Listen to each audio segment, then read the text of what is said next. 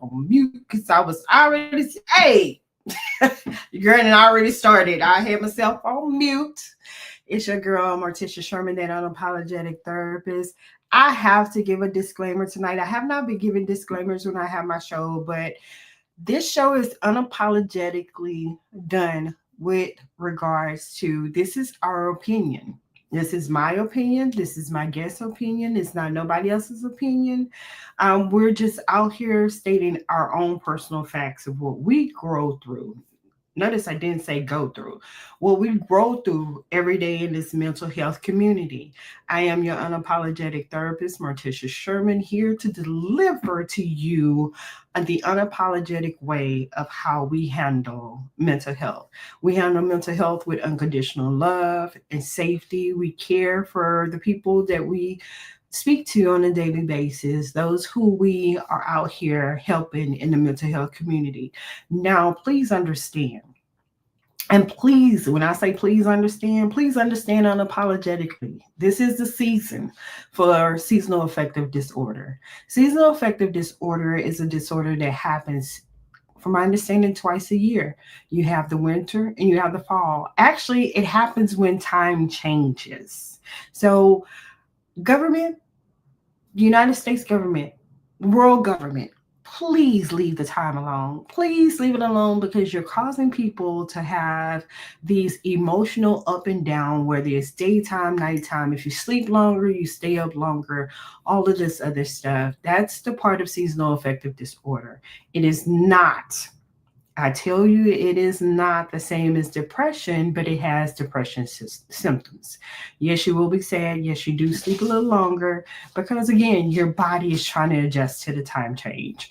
So, without further ado, I do have a special guest. Like I said, and anybody knows me, I wear a t shirt that says, I am for everybody because I am. I am an information highway. I love all people, whether they love me or not. I love all people. And tonight I have a special guest from a special community. Actually, one of my special friends. I can't say friends because we always talking. We talk much noise all the time. We on the phone all the time. So without further ado, I'm going to bring to the stage my special guest, Ray Bell. Hey, Ray. Are you still on mute? Did we take you? Okay, I got to take you off mute. Take yourself off mute. Let's see. Can All you? right. Gotcha. Okay. Ray Bell. Yes. Hey, how you From doing? I'm good. I'm good. I'm great. Actually, there's not a dull day in our industry. We do know that much. Like I say every day when I say It's not. It's not. Yeah. look, like I say every day, only people that can fire us is us. We don't we the only people that can fire ourselves. The people, if we're not doing our work, yeah, the company may fire us, but we Mm, still have license. yeah. We can still do what we do. We can What find we do. another job. Long as we don't do that weirdness stuff of dating Oh, someone in our yeah, industry the that we unethical can't. things. No, yeah. As long as we don't lose our license, yeah, we can I'm go not someplace else. Yeah. right. I'm not trying to lose my license by talking to no. I tell them all the time when I talk to people who end up dating somebody with a mental health issue that's a client. I say, it'll be different if you met that person at a club or a restaurant and Yes. didn't know that had a mental health illness.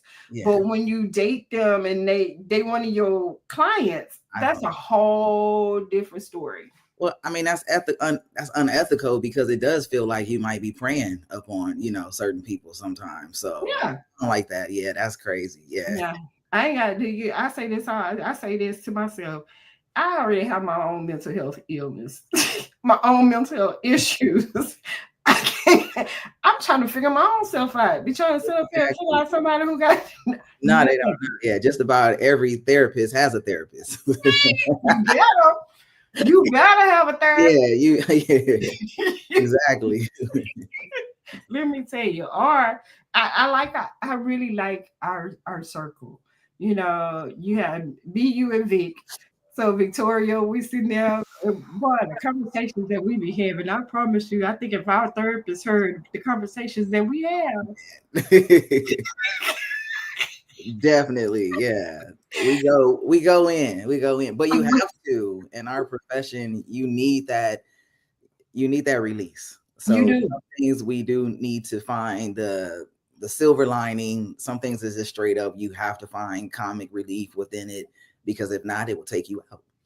It will take It, you. We are dealing with our own lives, and then we are dealing with our clients' lives, and we internalize it. There are plenty of times where I'm we're not supposed to take our work home, but I'm taking my work home and I'm thinking about my clients and how to best serve them throughout, the night. And it's not fair, to myself. It's definitely not fair to my family, 'cause, mhm. home with that.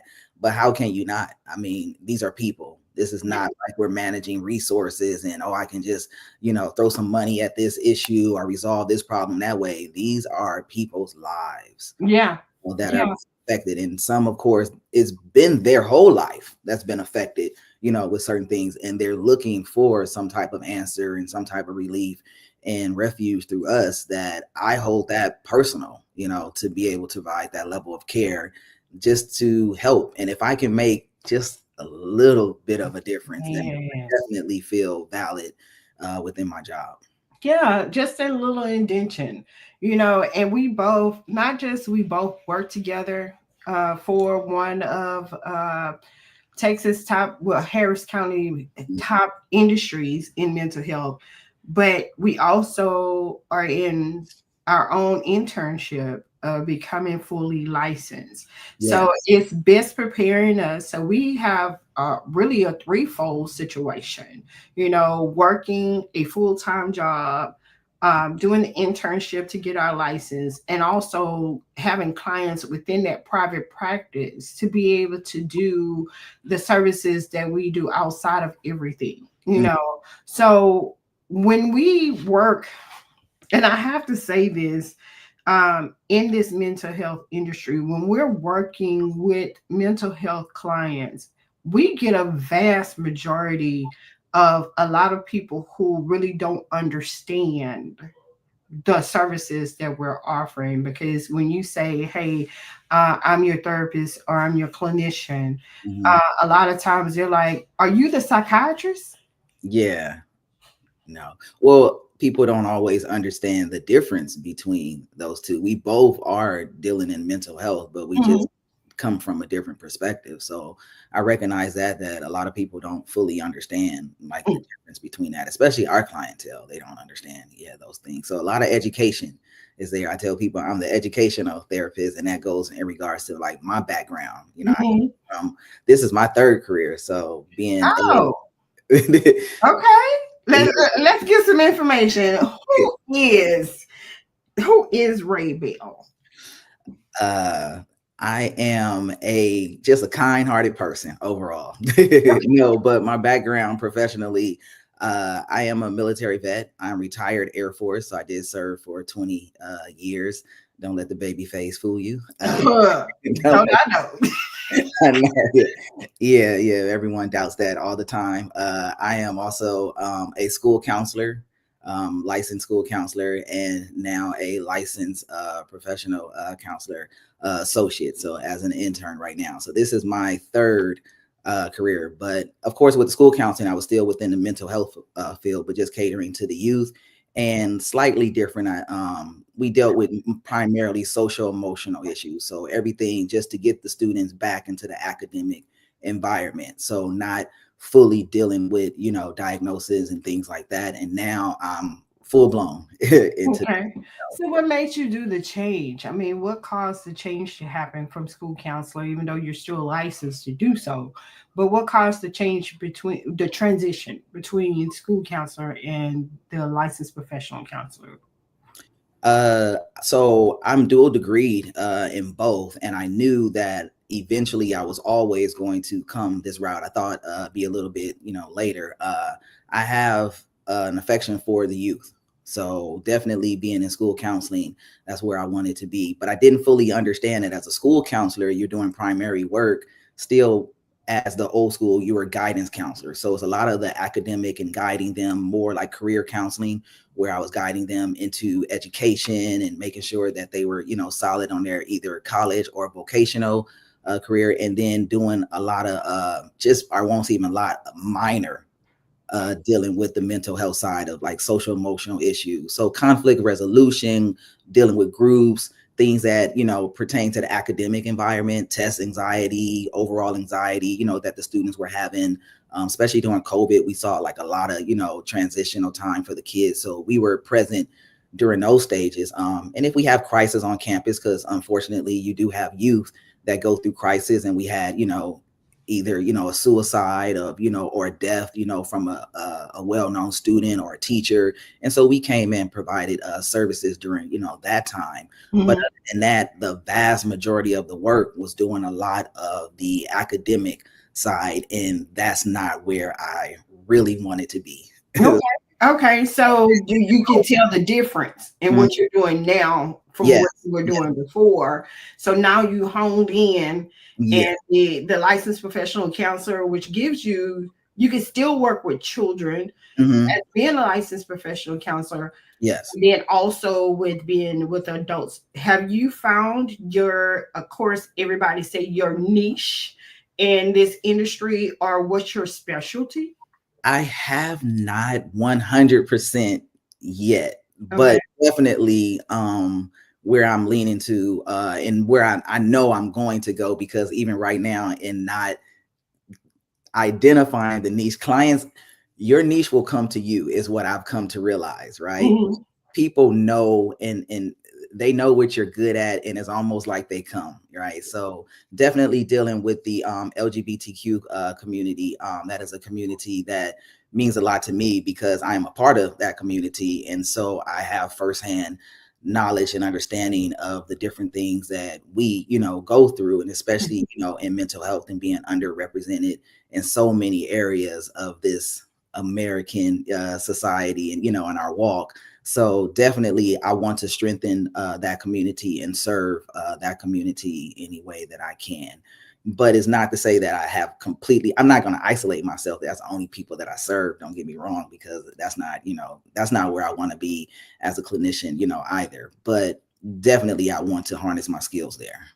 And to talk about the LGBTQ plus community, Hmm. which is a community that I love to. I have a great passion for it. Not that I'm a part of it, but I have a great passion for it because I know a lot of people throughout my years of working, from working my very first job at the age of 16 all the way up until now. You Hmm. know, I've been told just the gravitation of common word, just being able to have a conversation, because they'll tell me really quick, Miss Marticia, you don't judge. And I tell them because I don't see it. I guess that's the blinded eye that I have, because I see people as people.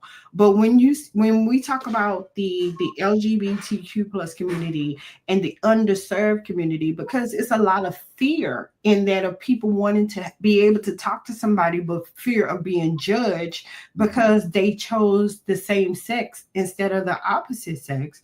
Hmm. You can't tell a person who to love and how to love. And plus, like I tell people all the time, I'm not in your bedroom, so I'm not gonna put you in mine. So I'm not trying to be in your bedroom, but we know where we work at. Sometimes we get thrown inside of it. Oh yeah. How do you separate? How do you separate? Because I know, even with being a part of that community, and you meet a heterosexual client, Hmm. and they end up meeting you, and it's like, oh man, they become fearful, not knowing that you can offer a great service, Hmm. to them as being a therapist. How Yeah. do you handle something such as that? I I don't think about it, to be Right. honest. I just live and breathe and walk, and I am me. So Mhm. as you are the unapologetic therapist, I'm just an unapologetic person. So I am who I am, and I am happy, and I'm proud of who I am, because it took me a long time to get here. I was not always out and open, and I conformed the vast majority of my life to certain standards. So now being free to, live my life, then it is what it is. And I don't think anything. I tell people all the time, if you get to know who I am, I have a pretty high success rate of people liking me. Yeah. I mean, I'm certain people out there that don't, but I would say that they don't know me yet. Like if you come into my circle and you spend any amount of time with me, I've never had people be like, I don't like him. Right. So Right. absolutely. That's just, how I feel. So when I am with my clients, I am open from the very beginning. Mm-hmm. I am a trans man. And so I don't, say those words, but I let them know that my pronouns are he and him. And Mm-hmm. for the most part, I mean, I may get a look, sometime with a client, or most of the time, because when I talk on the phone, there's, people like, oh, yes, sir, and then when they meet me, there's a little bit more confusion, there as I am, early, on into the transition, so, but however, the respect is there. And Mm-hmm. people will often say, okay, absolutely. If that's it, then that's what I will do. That's what I will, respect you for, to address you by, those pronouns. And then we keep it moving. Yeah. And once I believe that they see that I care and that I'm interested in, who they are and the problems and the things that they have going on, I think for the vast majority of my clients, whatever preconceived notion that they have, I can see it begins to, subside. Yeah. Okay, I'm going to rock with you. And I've only had maybe like one or two situations where it presented a problem, that my gender presented a problem. And to them, when we spoke about it, and I was open, they was open, they didn't at first, but I let them know, hey, let me know, because it's not about me. When we are here, this is about your care, what you need, and I'm putting myself in the background.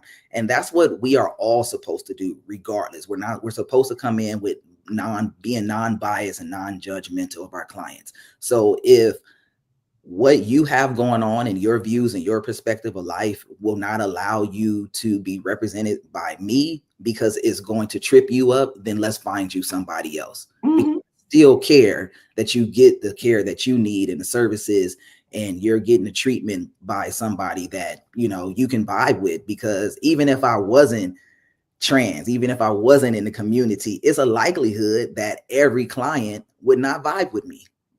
This is a therapeutic relationship for a reason. You have two humans in front of each other, and one definitely has to be vulnerable with the other. So if you don't feel whatever, a vibe, a connection, or something feels off, then you have every right as a client to request someone else or to try to look for someone else. And because I care, I'm gonna help you do that. Yeah. Yeah. And that's the same thing with me, even with being a heterosexual woman. I have clients I don't vibe with all the time, but I tell them up front, I'm not coming to you to judge you. I'm here to help. I'm here to guide you to your next journey in mental health. If you're having these mental issues, I'm looking at you as a person. I'm not looking at you as what sex you are. That's not the case. Because if that was the case and if my eyes were set on that, then it'd be like, I don't want to see nothing but females. Okay. That's not the case. I'm open. I have, trans clients. I do.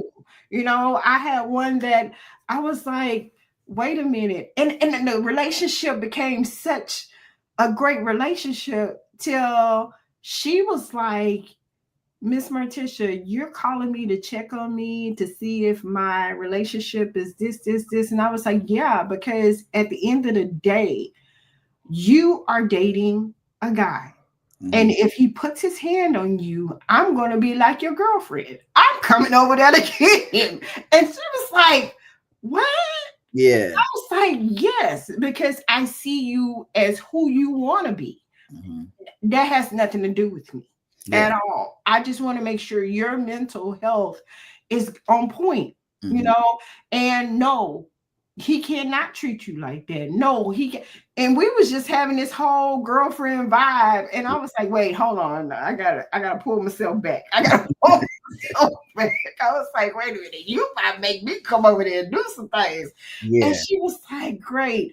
But again, let's talk about the LGBTQ plus community and the support and communication. How is, I honestly feel like when it comes to mental health, it is so underserved Mhm. because of the fear. Mhm. Because of the fear of I don't want you to judge, and then B, the fear of I'm thinking you're gonna try and change me to be like you. Yeah, I think that I think that one of the issues is we don't separate it. So we'll look at and when I say we, I should say society as a whole, especially here in the US, is looking at the LGBTQ plus community as that's the mental health issue. Mm, So come on now. the sexuality and the gender, is that's the actual mental health issue. And that's where the disconnect is, because the fact that I am, you know, liking of someone of, well, I like the opposite sex, but at the same time, I understand, how within the community, that's the issue, right? The sexuality part of it. And it's Mm-hmm. like, oh, so because of that, you have a mental health, issue. No, we don't. Mm-hmm. No, we don't. Now, what is anxiety, Mm-hmm. depression, you know, bipolar, schizophrenia, schizoaffective, or all of the personality disorders, Oh, PD is drug addiction, all of those things are contributing to the mental health that we have, contributing to different barriers that we have in our daily lives and functioning. It is not the fact that who I like, who I love, who I'm having sex with, how I identify within my gender presence, how I present, and walk in this world. That part is not the mental health issue. And so traditionally, yes, we have been trying to get the gay quote, unquote, out of people, right? That's Mhm. the part that I'm going to try to treat and try to, recognize. So because of the traditional stigma, especially when, we're back in the day when people was doing silly things like shock therapy or conversion, therapy and all of those kind of things, that's where the disconnect, comes from. And so you still may have clinicians that may feel like they don't want to serve the community because they themselves either have a personal bias against, or they just feel uncomfortable and feel like they're not qualified. But however, you're qualified because the issues that face us are human issues that face everybody else. You name me a group of people, if we categorize in people, that don't go through depression, Right. that don't have anxiety, Mm-hmm. have marital issues, family issues, parenting issues, that Mm-hmm. deal with, job situation, adjustment, to life, that don't deal with common, things that are, even if we start getting deeper, have OCD. Every population of people, if we start categorizing people, are going to have these issues. These are just human issues. And And it's not particular, but it's just human issues. But as soon as we put those caveats on people, mm-hmm. put them in boxes, and we're not really addressing the issue, we're addressing something that's not even a mental health issue, but more so of a human rights issue. Right. And that's what we were talking about, the fact that when it comes to mental health, we're treating the issue and not the person. Mhm. Because again, when you talk about schizophrenia, when Mhm. you talk about, bipolar, when you talk about personality disorder, those are disorders. That's not the person. That's just an issue that they're dealing with within themselves. And Yes. they be straight, gay, heterosexual, LGBTQ plus, veterans, anything of that sort. You're treating the illness Mhm. that the person is displaying. You're not treating the person. So Yes. that's just like if you got the flu. You're not treating the person, you're treating the You're illness. You're treating the- giving, yeah. yeah. So when we talk about breaking the stigma And that's a part of my debunking the stigma and the fact of these generational patterns, because my auntie and my uncle and my mom and my dad said that I should not be nowhere nobody who likes, because they may change me to try and be like them. No, that's not the thing. I can't make you put a gun up to your head, make you do anything other than be you. I can't change you for who you are. You are who you are. And the thing of it is, I'm just here to service the illness. I'm here to help you get coping skills, how to manage your depression, how to manage your schizophrenia, how to manage your bipolar, how to manage your personality. I got to talk to one of those personalities out of, they say 16, I say 23. I got to talk to one of those 23 personalities that you're dealing with, either using CBT, DBT, CPT, which is, but the whole thing of it is, let's backtrack to the whole thing. Okay. People are not understanding that it is trauma that is causing these issues. It could be something traumatic that may have happened that caused that person to either be the exposure of being, having a traumatic issue could, bring out, bipolar. You may have not, it could be subsided inside of you, just subdued inside. And then something traumatic happens, and then there you go. You find out you're bipolar. You find out you're schizophrenia. You find out you're schizoaffective. You find out all these different things by a traumatic issue. Not because you like somebody. It could be you breaking up with that person. You find out that you got 23 personalities. Yeah. That was you holding on this side. Yeah, I don't have anything. Yeah, these things don't attach to people based upon like their sexuality. It's not like, oh, now that when you're born, it's like, okay, straight person, homosexual person. Okay, so now we're going to attach to the homo. No, like it's indiscriminate. Like you see, I serve all, right now. So and a lot of my clients, of course, they know from the jump that I belong to the LGBTQ community. But however, I don't always know that they do. It comes up when they're ready or when they're comfortable to, identify. In some situations, it comes up right away. In some situations, it does not, come up right away. And it doesn't bother me whatsoever. It's not like I'm asking, those questions. They're not asking, that of me, even though, sometimes it's a little bit more obvious on my end, but and I do identify, openly early on, just so they can, address me respectfully. But however, is not necessarily where I won't even say not necessarily. It's just not the case at all that these mental health issues are dedicated and isolated to us. They are common. Now, one thing though, because you'll always hear people, try to identify that, oh, within the community, we have a high rate of, mental illness and things like that.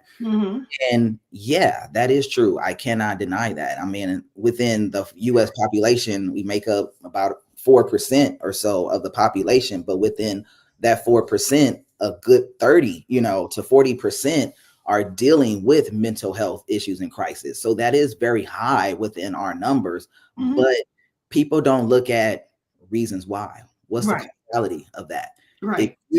If you dealt with your life and you're facing with social stigma, if you're facing with lack of acceptance within your family, within society, if you're dealing with less opportunities to have healthcare, insurance, if you're dealing with, less, job opportunities because you're faced with that, if you're dealing with situations of your own personal safety, then why wouldn't you deal at a more alarming rate with various mental health issues? Because those are the issues that breed mental health problems. But it's not particular to us because we were born this way. It is because the society that we live in. So it is more society's issue and society's unacceptance of us and who we are, and just allowed to be free to love and exist the way that we want to. Because of those things, we are faced at a greater rate. But I think what you said earlier about how we don't treat the person. It's not like we're treating a person, we're treating an illness. But in a lot of situations, it's the reverse with that stigma that they're trying to treat us as a person and Mm-hmm. not our illness and not the condition, because the Mm-hmm. conditions that we face, everybody faces them. Yeah, because like you said, when they find out that you are in the LGBTQ plus community, they trying to treat you as if that's the illness. Mhm. That because you are in love or liking the same sex, or you are more into that population. Yeah. Uh no, I have depression. Yeah. No, I have bipolar. No, I have this. And it's such an alarming rate in as far as suicide. We don't think about people really need help. Breaking that stigma is the main reason.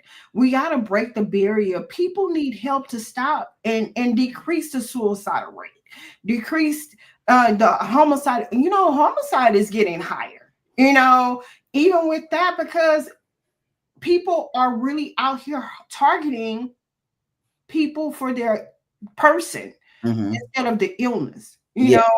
They see the person, so I'm just going to go ahead and harm you. Why Yeah. would you do such as that? I'm not bothering you. You're coming into my space, you're coming around where I am. And I just really, it's disturbing.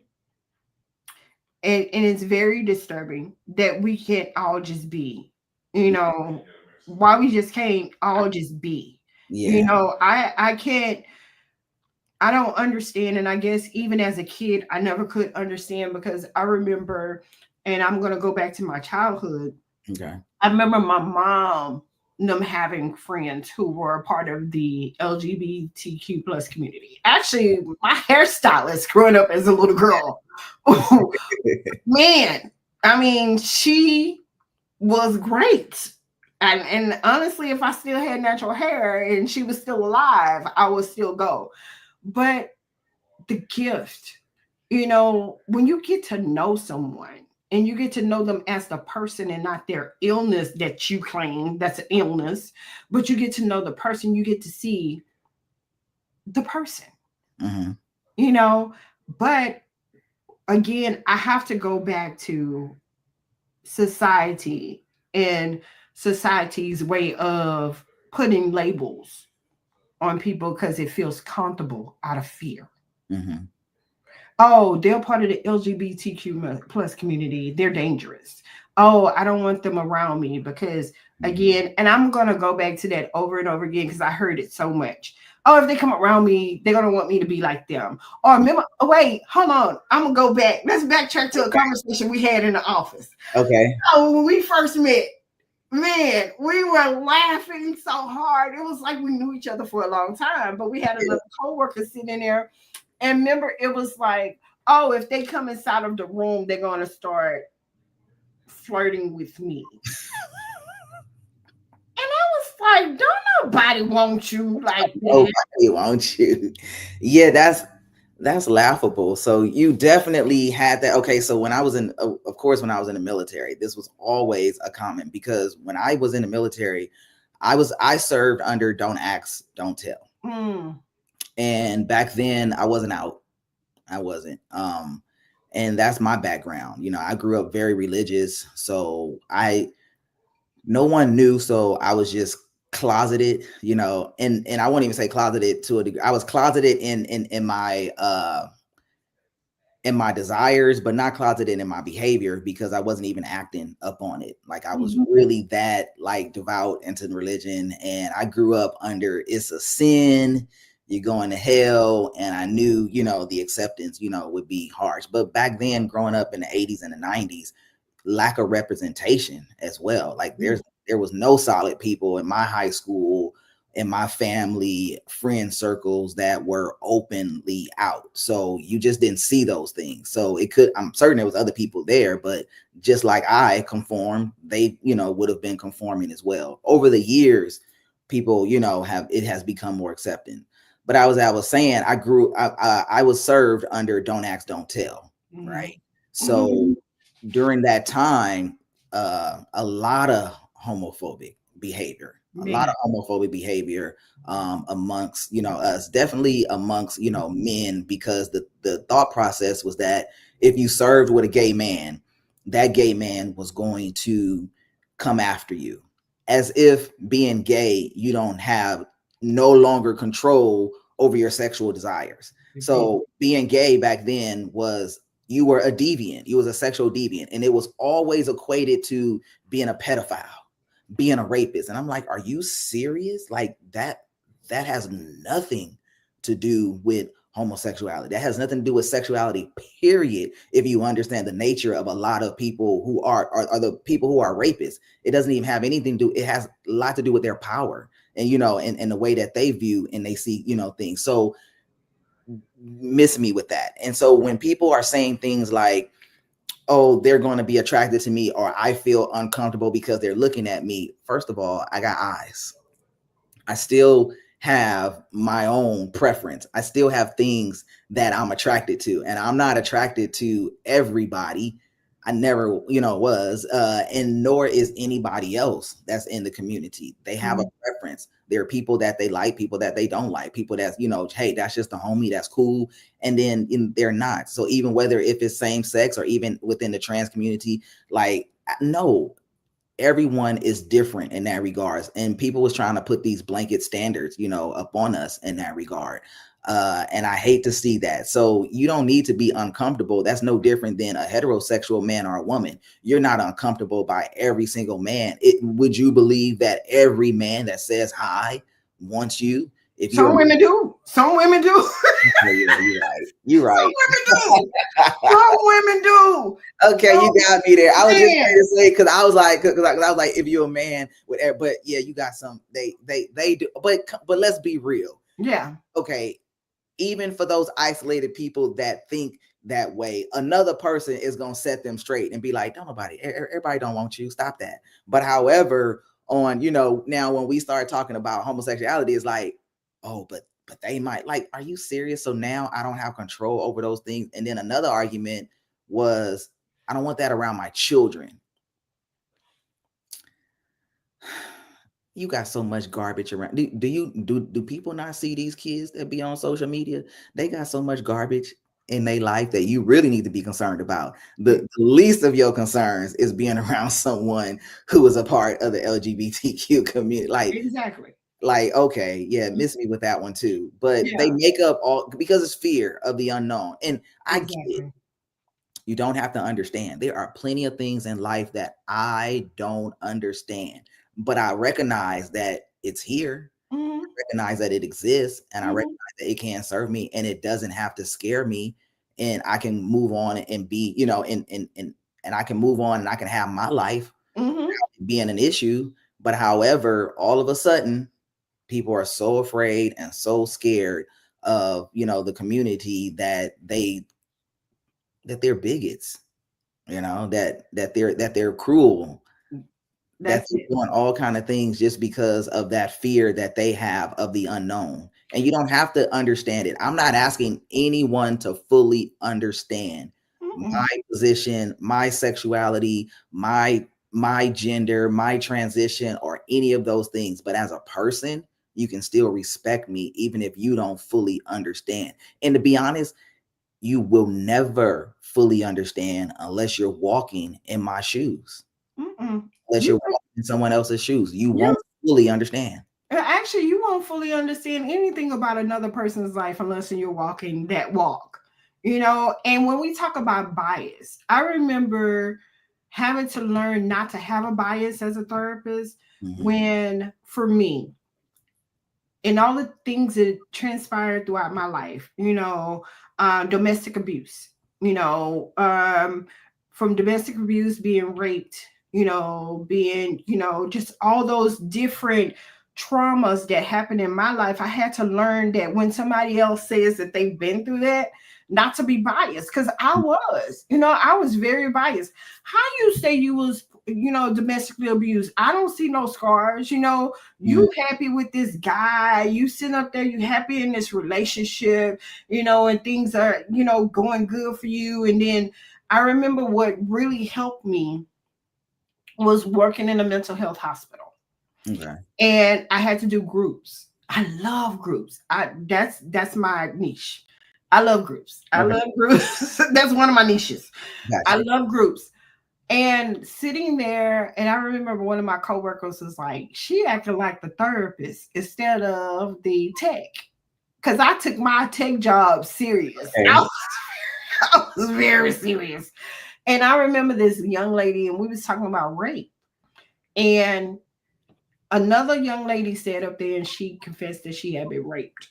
Okay. And I'm looking at her like, you lying. You know, this is my whole concept. This is the way I'm looking at her like, how you say you was raped, but you still sitting up here and you got all these different Johns, you Mhm. know? And then another young lady was like, yeah, me too. So I looked at the other one like, you just saying that because she said that. You Mhm. know, so I had to learn not to be biased in this industry because what I see as being domestically abused or what I see as being raped is not the same way somebody else sees it. Not Yeah. the same way somebody else sees different things that aspired in their life or what happened. You know, for me, domestic abuse was I was hospitalized, you know, to the point where I thought I was going to have reconstructive surgery on my face. Okay. You can't tell that right now to this day, you know, but it happened. Being raped, being molested, all this other stuff. But people will be like, well, when this is another thing that runs me hot, and I try not to be biased about it. Because I was molested or I was raped, now I don't trust a man, so I want to be with a woman. Or I don't trust a woman, so I want to be with a man. You Mhm. know, so I had to learn that people deal and they see life differently from what I see it. And Yeah. that I'm treating the illness and not the person. Mhm. Because I went through that. I made a choice to see life differently. I made a choice to do life differently. I didn't make a choice to say, hey, just because I went through this, I'm going to do this. I made a choice of saying, this is what I went through. I can best prepare myself to live life a totally different way and respond totally different. You Mhm. know, I Yeah. don't have to act out because somebody tells me, you know, or act out this kind of way because somebody tells me this, that, and the other. But according to society, and we're going to get back to society Mhm. judging or trying to put the LGBTQ plus community in a box by saying, oh, because they feel like because a woman, you know, did this to them, they don't want to be with a woman, they want to be with a man. And just because a man did this to them, they don't want to be with a man, they want to be with a woman. Mhm. No, again, like you said, people have a preference. Mhm. That's what they want. That's what they desire. You can't fix that. That's just who they are. Mhm. Period, point blank. You can't tell somebody who to love and how to love. You You can't. You can't. And you can't make now the situation that you brought up, that does happen, but that's not up for me to decide the reasons, why. That, yeah. yes, you will see, women who have dated men who have, had relationships, marriages, children, all of those things, and had a heterosexual existence of life. And then, later on at some point, now they are, living, as a lesbian, right? Mhm. And I can't say their rationale, their reasons why, but Exactly. every woman that I have spoken to in hearing her story, it's a situation, at least, like I said, I can't speak for everyone, but the Right. people that I have come in contact with, and when you hear and listen to their story, they always liked women. Mhm. Always was something there. They just would didn't feel comfortable to act upon it. They Mhm. did not feel, that they would be accepted. They was afraid of the stigma, stereotype and all of those things to act upon those desires. So, you know, possibly are they, bisexual? Possibly. I mean, possibly are they, a lesbian? The labeling of it is very hard, because then we'll get stuck on those things. Yes. Now we must label, and even within the label there are labels. Right. Trust and believe. I'm serious. Like, before coming to the realization for myself that I could be a man that I could transition and be a trans man, which is something that I've wanted all of my life, but never afraid to speak out on it and never even understanding that that was a possibility. So being a masculine presenting woman at one point in time and just resting there and identifying, that, and, I'm married to a woman. So, being identified in that situation as a lesbian, but then, like I said, the label has labels, because even within that, I am not just a lesbian, but I am a masculine presenting lesbian. Oh, now that's a problem, that. So even within, there's all these extra additives and caveats and things like that, which is confusing, but no one can tell my story. And I got that, like, oh, well, how? Why did you come out so late? Did you always know? Or why didn't you say anything? Or did, you, like, tell me what happened, and to be honest, I tried to explain myself. I tried to, answer those questions, which a lot of other people will, but you really can't, because they're not going to fully understand. Even when I tell you what it is and speak my truth, I had doubters. I had naysayers. I had people telling me, nah, that's not what it is.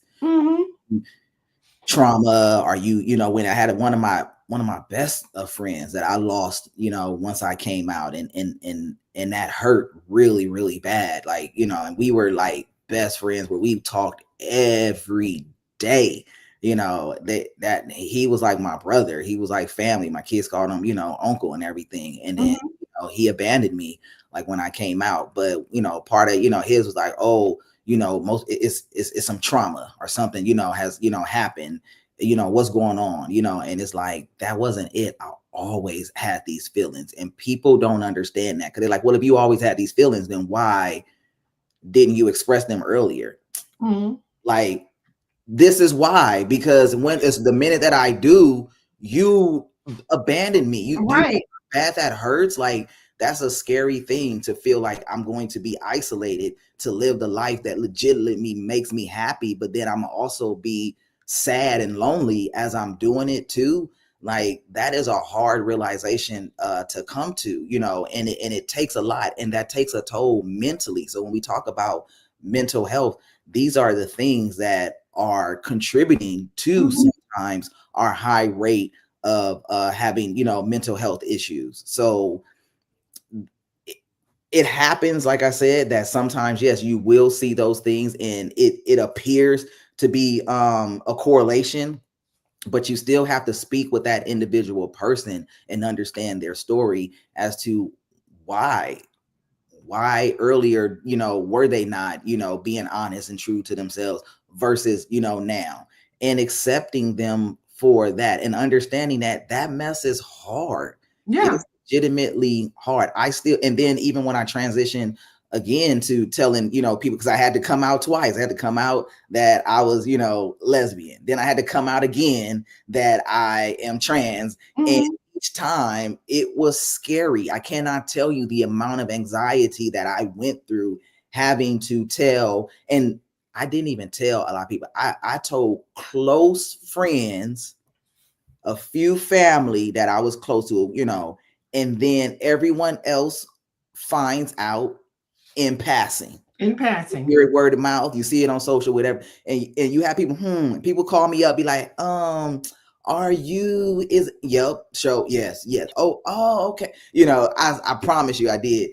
And now, and this time coming out, I was like, I'm not telling anybody. I told my wife, my children, my mother, my brother, people I work with, and that was in my closest of friends. And then that's it. Everybody else finds out in passing. And if you care enough to know, you can come over here to my house and we can have a conversation about it. And if you don't know where I live, then you ain't that doggone close to me in the first place to be asking questions about what I got going on. Right, exactly. And then there's that stigma, because even with you telling your brother that you were trans and that you were, that your lifestyle was changing because you love who you love, then for him to back away, what was you afraid of? My biological brother. So I mean, no, I'm saying, yeah. Now he rocked with my brother. Like I said, my brother's my brother through and through. He was like, I don't give a who nanny who you like, there is nothing that you can do on the face of this earth that's gonna make me stop loving. Yeah. So that felt amazing to have that. But one of my partners from the military, Mm-hmm. younger, like knew me from early 20s, like saying, so had a big brother presence like in my life, and we rocked for 20 like years. And then I come out and he was like, and it didn't happen immediately, but he was like, I don't know, and just faded to the back, and we haven't Mm-hmm. spoken years now. And I think about it sometimes, I'm just like, man, that's messed up, because we was like, I'm still the same person. Yeah. Yeah. Because let me tell you, I still right now to this day, the day that we met, and I laughed too, because you was like, my wife gonna get you. And I was like, I gotta meet sis for Yeah, real.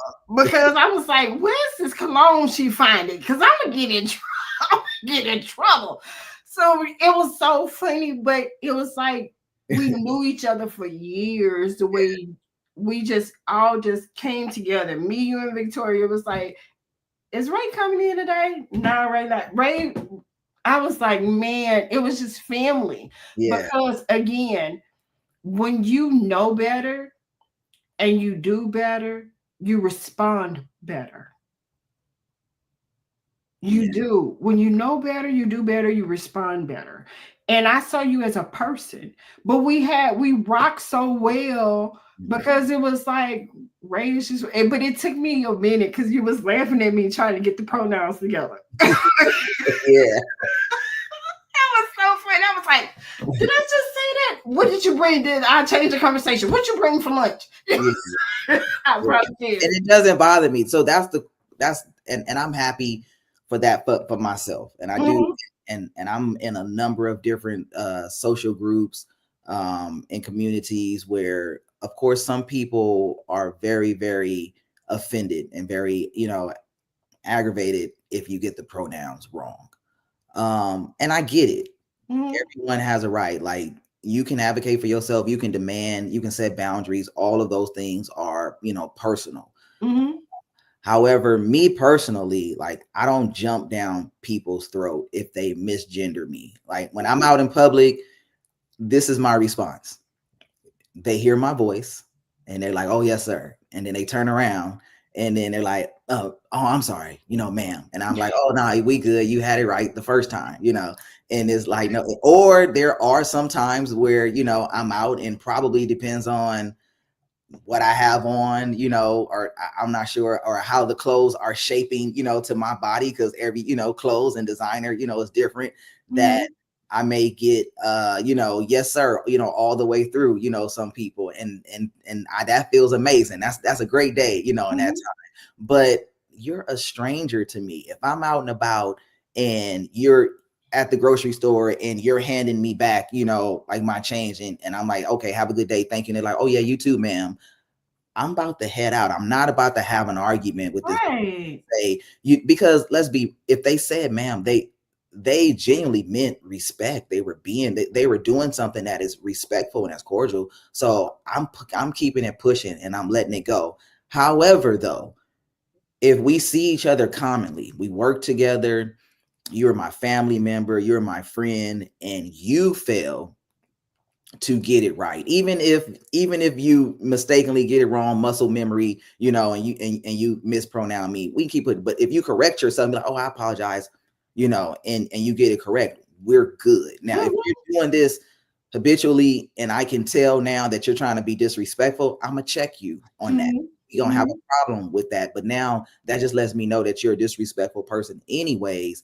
And I was gonna check you on something else, probably down the line anyway. So I'm not tripping so much on those things. I think there's a lot of people that want to get it right, that legitimately do. And I believe, even within, the community, that there's a lot of people that do. Like, I have a therapist who is a Christian therapist, and Mhm, I have a Christian background. So that's important, to me, because I did fall away and I'm trying to find my way back into my faith and being able to practice it. However, it's a struggle, because my predominant faith that I grew up with is is homophobic. So it's very hard, And trying to. that's their, you know what? And I have to say that's their loss. Yeah, Because it I is. tell I tell people all the time, they want to say that God judges. God doesn't judge, he judges your heart. Mhm. Your heart is most important to him because his main scripture is love. Mhm. That's his main thing, to love one another. Throughout Yeah, the Bible, he talks about love. And if yes, I can't love you, but I say I love him, yes, that's, to me, you want to talk about blasphemy? That's blasphemy. yes. I'm supposed to love you regardless. I'm supposed to love you unconditionally regardless, because chapter John chapter 3:16 says, so God, for God so loved the world. It didn't say he just loved Morticia but didn't love Ray. It Yeah. didn't say he loved Morticia but didn't love this person. He didn't say he loved Morticia but didn't love the murder. Actually, through, if people really read the Bible, though, Ray, they Mhm. would see God sat with some of the most biggest sinners ever.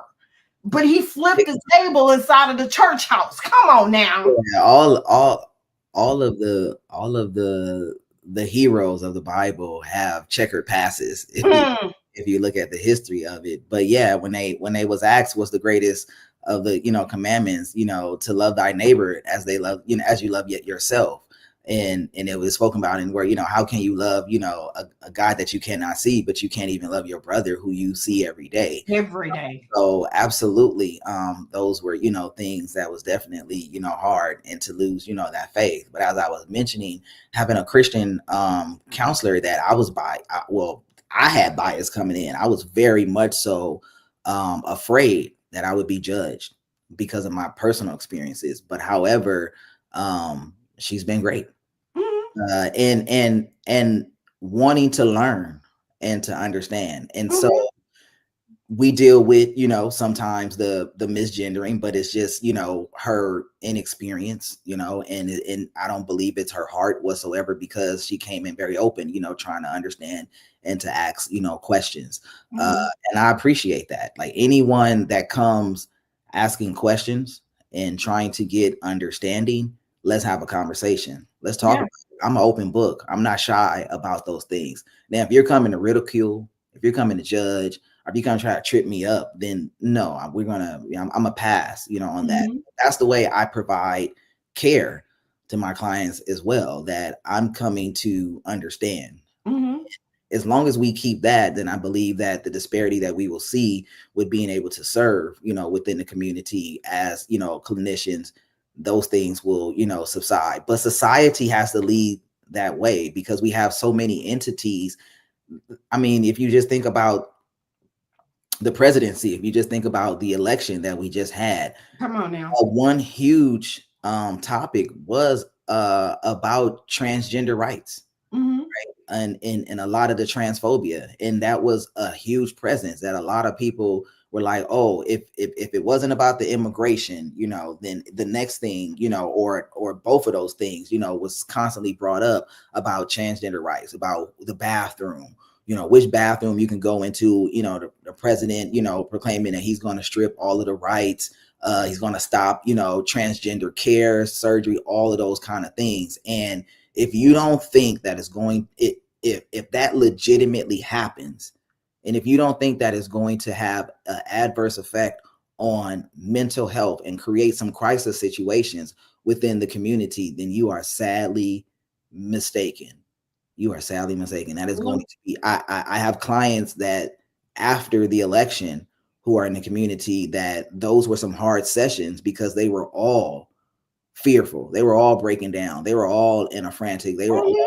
having very, very high anxiety and being concerned about their rights, being concerned about their health care, being concerned about being outed, on the job, or being concerned about backlash, with So people feeling a battery in their back, that now that if my president said that I don't have to, understand, hear, and have diversity, and be just a good human being, then it's going to trickle down where just the average citizen is going to now run amok. And people was concerned about those things, and we had a number of conversations to be able to battle with that, and anxiety, and I can't lie, I'm concerned too.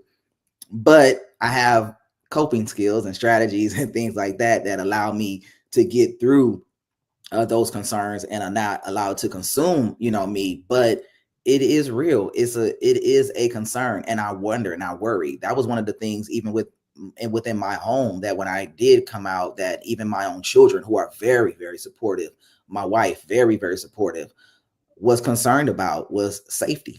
Mm-hmm. Was concerned about my safety and concerned about my mental health, or concerned about people judging me, being a stigma, because they were like, and if they do, I'm gonna have to do. And I'm like, no, you're not. No, I need you to act on my behalf. yeah. I protect you. You don't have to protect me. But that's how they felt. It was like those things, because they were just like, I know how it is, for you. And I'm afraid, for that. And I want you to be good. And I want your mental health to be good. And I'm like, I'm gonna be good. So that goes back to the two things that I was putting up the two fingers for: stigma, breaking the stigma barrier, and breaking the fear. Okay. So I have to go back to when I was in California and I went to the Usher concert. Don't laugh. Don't tell on yourself. Don't tell on yourself. Don't laugh at me. So at the end of the concert, you know how at the end of the concert they flow the traffic going a certain way. So I had to go to the bathroom. Okay. That was my first time seeing a transgender bathroom. Oh, for real? Man. Well, wait, they had like male, female, transgender? They had the urinals and the thing inside of that. So you had the female and the urinals all in the same bathroom. So you know me, I don't have no sense. Within the female bathroom, there were urinals in there. Oh, okay. So you know me, I don't have no sense. Yeah. So this one lady said, so what are we supposed to do with that? So I went back to when I was a kid. I said, remember how when we was kids and we thought we could pee like boys? Yeah. That's what we thought. She looked at me. I said, what? I said, we squat anyway. So what's the difference? And this lady is really out of there. And this is, yeah. Hey, we gotta do what we gotta do. It's a long line. Yeah. Ain't nothing wrong with it. We can go ahead and go back to when you was 5 and 6 years old and you had your little boy cousins around and they went to the tree. That's how you gotta do. Just go up there. That lady looked at me like, somebody need to come get this lady for real. But it goes back to the stigma and the fear of understanding that the LGBTQ plus community are just as human as we are. Mm-hmm. They are. We all human. But when it comes to mental health, again, we're treating the illness and not the person. Yes. We can't do these rituals and these seances to make somebody change to what you want them to be. Because if that's the case, that wouldn't even be who we really are. Mm-hmm. I always say, go back. If you really want to know what all this stuff transpired, go back to the Bible. Mm-hmm. It tells you of all these different stories. It does. You got Genesis that tells you when personality disorders first happened, schizophrenia happened, bipolar happened, depression happened, all of that. Ever since Jesus was walking this earth, all things were happening. These are not new issues. Yes, we're putting names and labels, and we're becoming more aware, more understanding about things. But however, these things have been going on. There has been a quote unquote LGBTQ plus community since the beginning of time. It has been. Since the beginning of time. It has been. We have been here. Yeah, everything has been here. Yes. That's why it says in the Bible, there's nothing new under the sun. There's nothing new. Yeah. Nothing.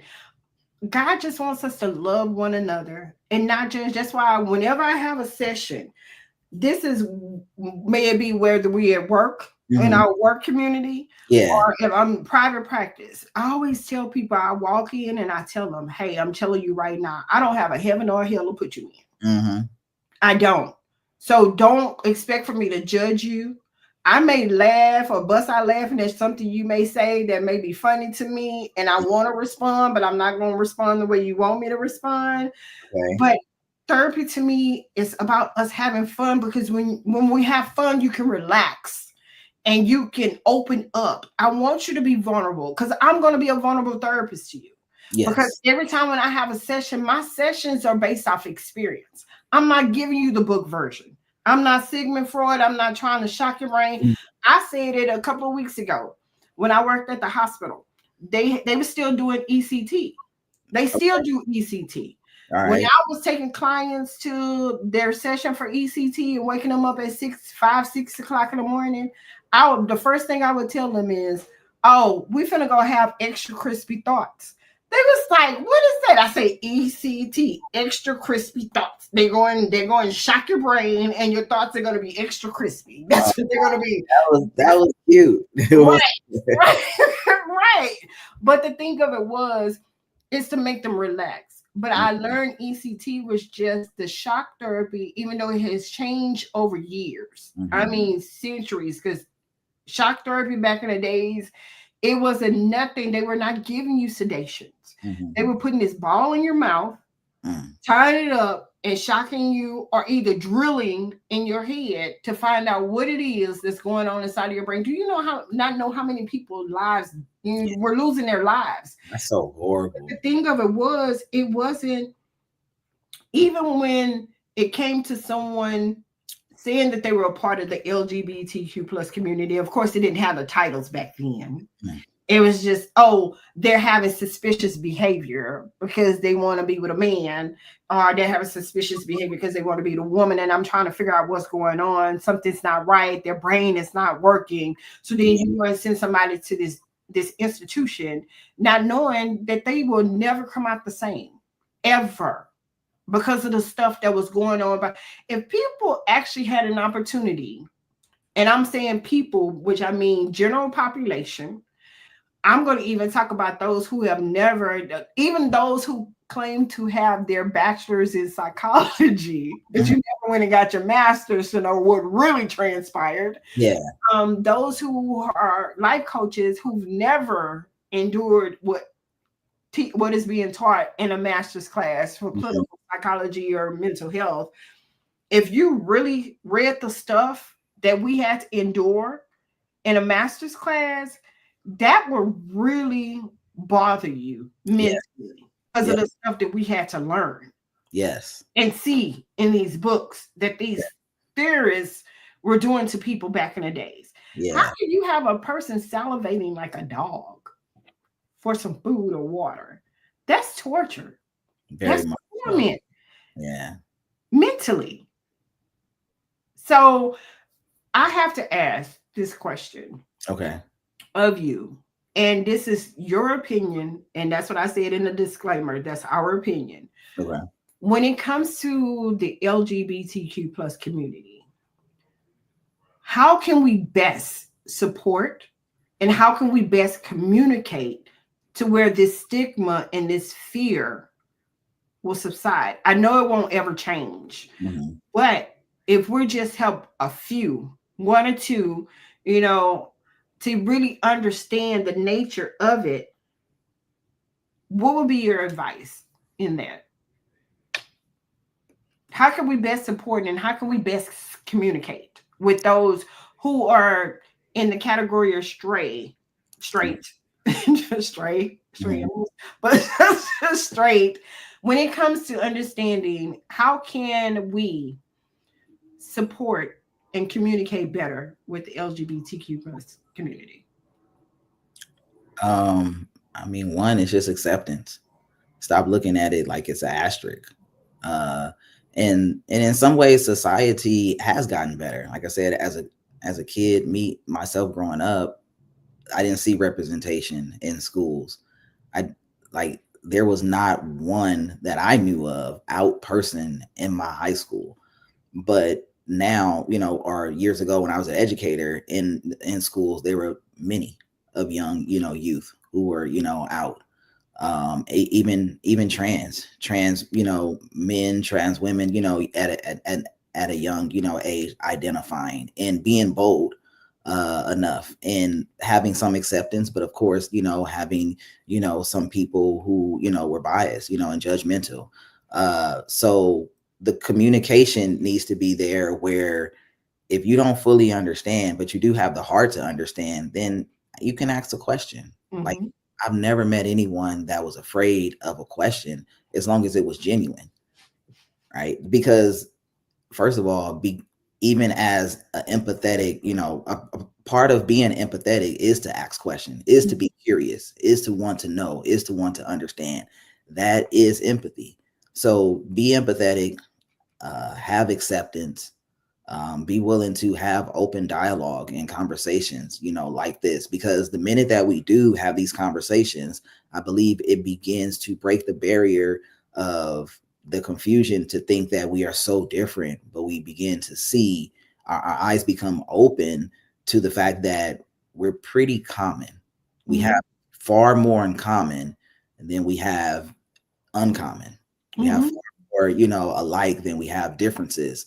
So I feel like far more conversations. Don't treat it like it's taboo. Let's discuss, let's talk about it, because a lot of people that are definitely afraid or homophobic end up having children that are Mm-hmm. homophobic, end up having, a close relative that are homophobic. And sometimes, and a lot of times, they themselves are, having, those feelings and urges, but they are so in denial and so afraid to live their life that they are projecting Mm-hmm. all of those things, and now they're projecting that nastiness and that evil and hypocrisy.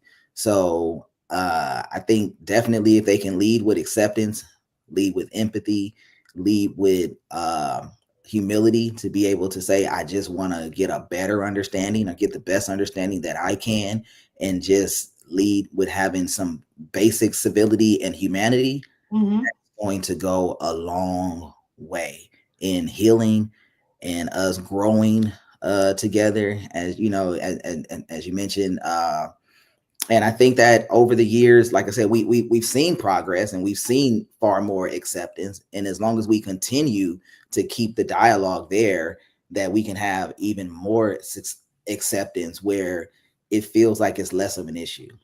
Right, right. And the key thing of it is the knowledge and the understanding, and the being able to have those conversations can end up having us more of a majority than a minority. Hmm. And what I'm seeing is, and I'm gonna say it unapologetically, the ignorance of individuals are becoming more of a minority than Yeah. it is a majority. Because even for me being a mom, my kids were exposed, to people a part of the LGBTQ plus community, which back in the days they didn't have those titles.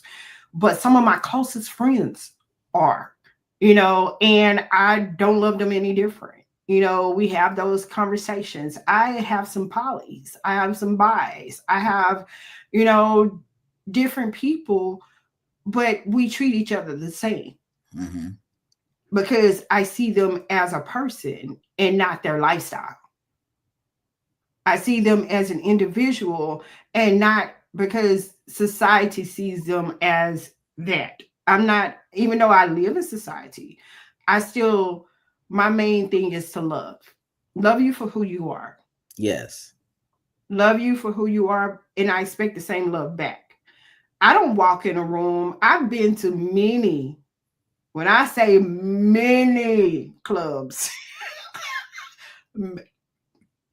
I was about to tell on myself. Yeah, don't tell on yourself. Don't I tell. went to many with friends, but when I walk in, I've even had some that thought I was trans. It was so funny. It Okay. was like, "You're a cute guy," you know. What? I was like, "I'm not. I'm a girl. Yeah. I'm for real, a girl. Oh man, that's because you're tall. That's because you're I'm for real, a girl." But some of the greatest uh, friendships, some of the great lessons in life were taught. yeah. Some of the great things that I've learned from individuals, and it was done out of love. It was like, Morticia, I won't have you walk around here ignorant. about what's going on, you know. And some of the stuff was kind of like over the top. I was like, I didn't need to know that stuff right there. That part I didn't need to know, but okay, if you want to tell me. But Gotcha. the thing of it is, they felt so comfortable, and I felt comfortable. It was just a pure relationship, and it still is today. You know, we check on each other, we support each other. But I love the community that you've built, you know, because they love you unconditionally, Hmm. and they're there for you, and they're not changing because they see Ray. Yes. They don't see anything other than you as the individual, as a strong person. And I know there are times when you just want to fall apart. We do that regardless, Hmm. human or not, you know. In our thing, we still fall apart, because even for me, I have moments where I'm at my downtime, and I'm like, okay, let me mess with Ray and Victoria. Let me call them and leave them a voice message and tell them what's going on. Yeah. I'm about to jump ship real quick, You but need that. We all need that. mm, We all need that. I mean, none of us are here like as I always tell clients, the human condition allows for us and demands that we have connection. mhm, The moment that we are born, we are searching for connection. mhm, Like if we did not need the connection, then we would have been all born on our own little private islands, you know, exactly. but we're not. We need connection. Now, unfortunately, we have people who are living in isolation, but that Mhm, breeds, its own problems. And one of them is, suffering, through, having some mental health, issues that you go through. Within my community, isolation is a factor. Isolation is a fear, or being alienated, or being, like I said, not having acceptance, or having to lose one family and then going out and gaining, family. You have plenty of people that lose their biological family, and then they have to go find, family and community, amongst, other people. But mhm, that can sustain you, and that feels good, but that does not mean that you don't have the pain of losing your biological family, that you don't still suffer and still carry that hurt, throughout the year. That doesn't mean that you're also not functioning and mhm. cannot be well, but that will always be there. So we need that connection. And as you mentioned, how me and Victoria, how we created that community amongst ourselves, because that's just one of the communities that we have. And I know you Yeah, have other, communities and friendships, and I myself, I do too, where we need those sources to be able to regenerate, right, ourselves, to be able to be vulnerable and to talk to people and to tell everything that's going on and to receive, comfort. For us in our circle is great for us, because each one of us are walking through that journey of getting, license, of having, another, career set, of battling, life and family, and dealing with these things. So we relate to each other, and we right. meet each other exactly where we are. So even in the things that we have that are differences, that are not in common with one another, we don't care about that. Mm-mm. We're curious. Okay, Right. about that. Oh, wait, what you got going on? Why you didn't tell me? Help me out. Help me to understand. And so we're curious about those things. And so you bring me in, to your life, and to things that are different, that now they're less, different. And, and I do the same for you. And Victoria, does that, as we have created this circle amongst us, as far as, our work environment. Yeah. So, how do you see mental health in the LGBTQ plus community? Do you see it getting better as far as the support in communication, or do you see that there's still some work that needs to be done? Oh, there's always going to be work that needs to be done.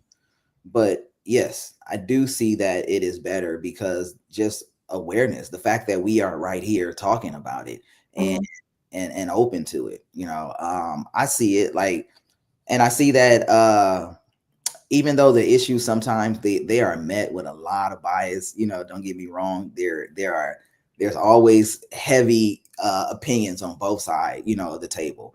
But mhm, to be able to have those conversations, and a lot of the conversations are now in the mainstream media, um, mhm, as to where we have a number of, and I don't want to turn it, that way, but our society, we love a star, Oh right? man. We do, right? And their lives. So now that there are plenty of stars who are out and are open, we see movies, we see sports, we see politicians, we see all kind of people that are traditionally in our lives that we hold in great esteem, Mm-hmm. and value, and then we see them being a part of the community. So I believe that the conversation, and because the conversation is out there and because awareness is out there, that proves that we have made progress. But because we still have a lot of negativity, because we still have nastiness, because we still have hate, Mm-hmm. we still have people that don't want to see me prosper in life, and even worse, don't want to see me live life because of my gender, because of my choices. They're saying that that that proves that we still have a long way to go, Right. honestly. Right.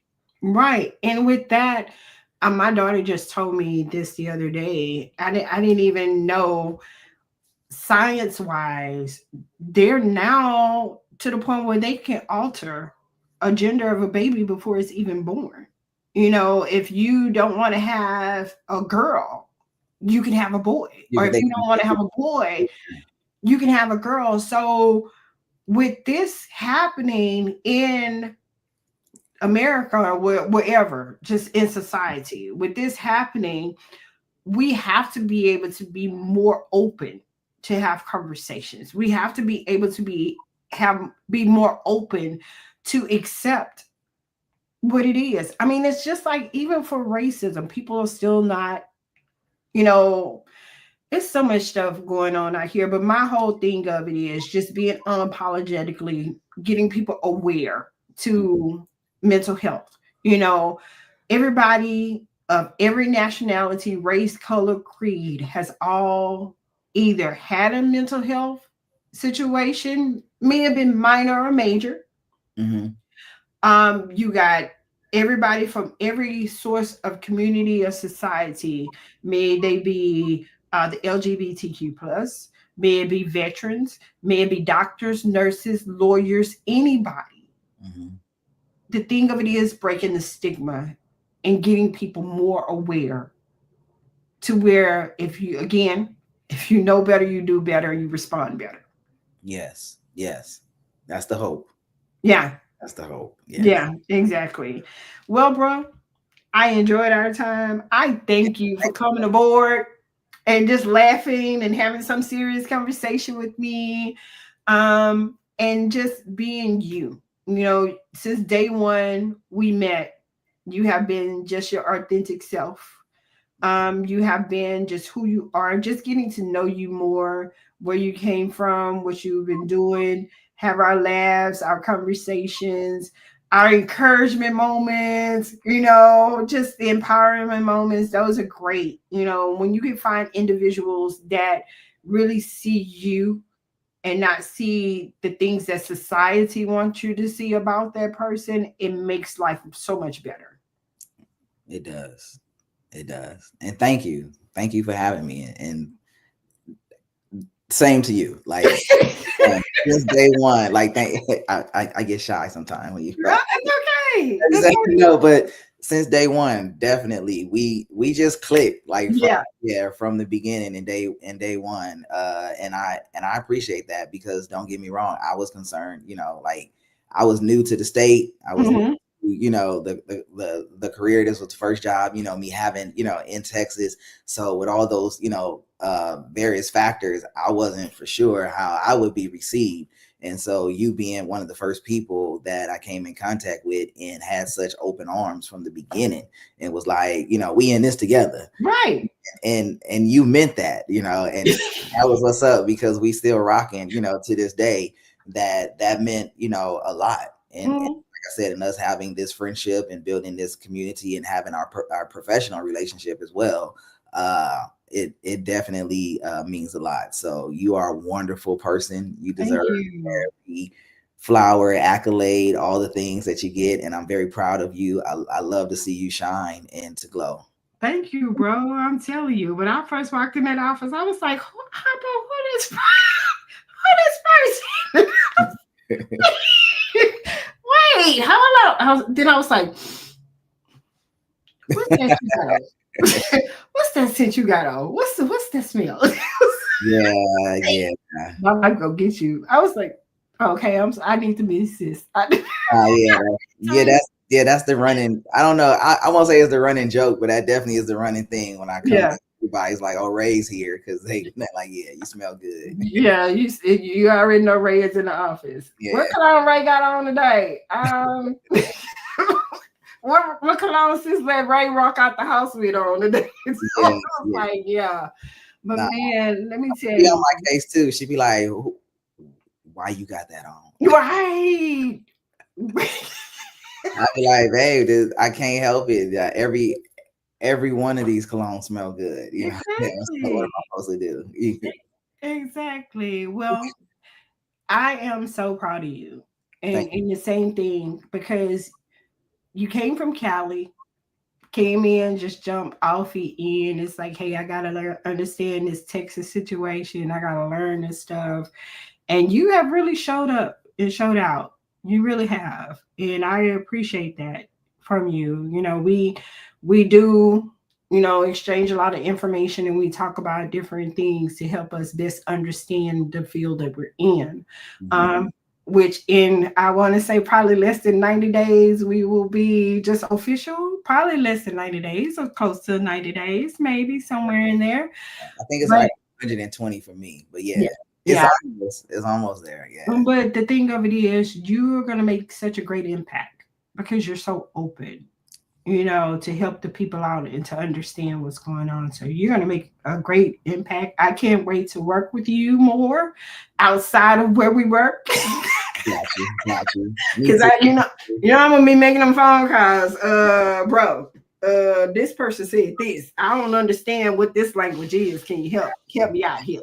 Absolutely. But yeah, I am looking forward to what 2025 have for us as therapists.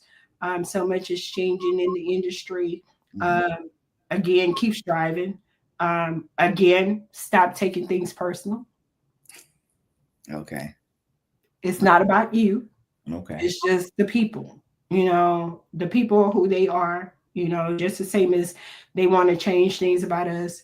They got to learn to change things about themselves and know that you are loved unconditionally. Okay. Thank you. I Just appreciate know that. Just know that. Well, of course, you know about all the events that I have going on. Yes, a lot. Yes, I am so excited. I got to post this up here. Now, you got to show up. Oh yeah. You got to bring them assist with you. Yeah. The For the Love of Basketball and Mental Health that's happening in February, which is Love Month. Yes. That's the month of love, of course. February 22nd, 23rd.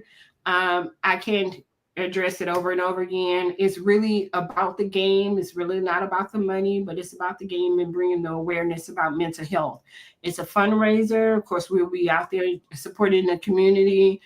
We want to give back to the community because with this fundraiser, we're looking to support at least 3 companies that are out there, doing their thing, doing it unapologetically, that is, making an impact in the community for mental health. So it's all about mental health, bringing out mental health awareness and whatnot. So that's the thing that's going on right now. Now the symposium has been rescheduled. We'll be looking for maybe April or May, more than likely April. Um, for Mental Health Month, but I'm excited about it. I love my community of people that's so supportive. But that's what's going on. I'm excited. Okay. I'm really excited. I got some other things in the works. I'll hit you up about those later on. But I got some other things in the works. You do. No, you do. I gotta keep y'all in the loop. I gotta Yeah. keep y'all in the loop. But again, I appreciate your time. I know that we have no way to contact you on social media because you're just personal on there. But when you get your stuff situated on your private side, let us know. It's coming. Um, It's it, coming in 2025. Yeah. I know it's coming. I know It's it's coming. Yeah. coming. It had no other choice but to come. I know it's gonna happen. Yeah. I know it's gonna happen. Well, thank you again, bro. I'm excited to see the things that are happening for you in 2025. You know me, I'm a celebrator. I'm gonna celebrate you. Just let me know when it's happening. I'm All there. I'm still waiting on the housewarming though. right. Don't throw that. Don't throw that. Yeah, that's I'm coming still, too. That's coming oh, too. yeah, I gotta come celebrate with you and sis. I Yeah. gotta celebrate. We gotta make it happen. All right. Well, you have a good night. Thank you for coming and just being open to share what the LGBTQ plus community needs as far as supporting communication when it comes to mental health. Because again, we need to break these stigmas and these generational barriers of lack of understanding. Again, I can't help but to address when we know better, we do better, we can respond better. Absolutely. All right. Good night. Good night. Thank you. Good night. Okay.